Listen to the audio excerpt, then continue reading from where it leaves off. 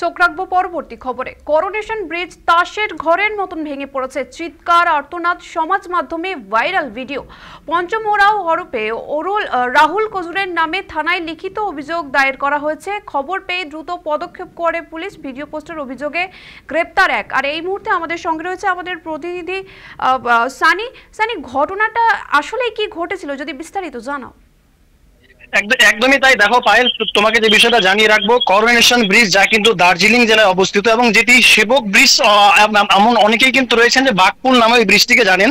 এবং যা তোমাকে যদি জানিয়ে রাখি যে তিস্তা নদীর উপরে কিন্তু এই ব্রিজটি নির্মিত হয়েছে এবং এই ব্রিজটি একদিকে যেমন দার্জিলিং জেলা রয়েছে, অন্যদিকে কালিম্পং জেলা, এই দুই জেলাকে কিন্তু এই ব্রিজটি সংযুক্ত করে, যা 17 নম্বর জাতীয় সড়কের উপরে অবস্থান করে। এবং তোমাকে জানিয়ে রাখি, বহুবার কিন্তু এই ব্রিজ সংবাদ শিরোনামে এসেছিল। এর আগেও আমরা দেখেছিলাম যে মুভির শুটিং করতে গিয়েও কিন্তু এই ব্রিজে একটি গাড়ি ব্লাস্টিং করার ঘটনা উঠে এসেছিল। তারপরে কিন্তু সেই যে পরিচালক এবং যারা সেখানে যুক্ত ছিলেন তাদেরকে কিন্তু পুলিশের তরফ থেকে আইনি ব্যবস্থা করা হয়েছিল।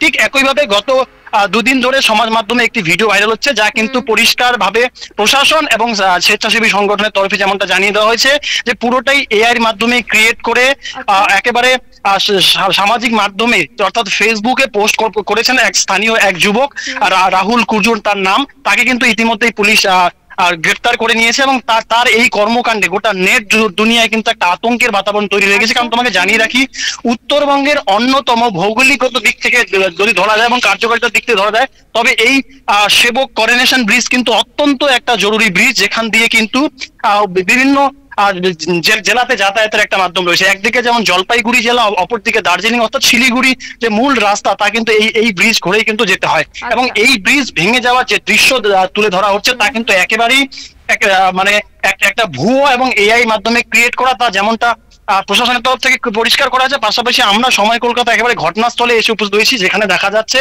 যে ভিডিওতে যে অংশটি ভেঙে পড়ার ছবি তুলে ধরা হচ্ছে বা দেখানো হচ্ছে, এবং সেই অংশটি থেকে শুরু করে গোটা ব্রিজ একেবারে অক্ষত রয়েছে এবং ব্রিজের সেই পুরোনো ছন্দে অর্থাৎ স্বাভাবিকভাবেই কিন্তু যান চলাচল করছে।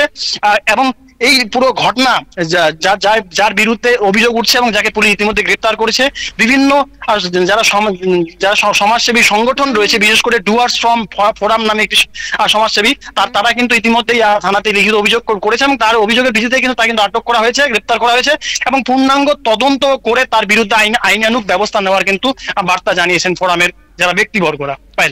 ধন্যবাদ সানি। যেমনটা জানালো আমাদের প্রতিনিধি, যে সম্প্রতি একটি ভিডিও সামাজিক মাধ্যমে ভাইরাল হয়, যেখানে দাবি করা হয় করোনেশন সেতুটি ভেঙে পড়েছে।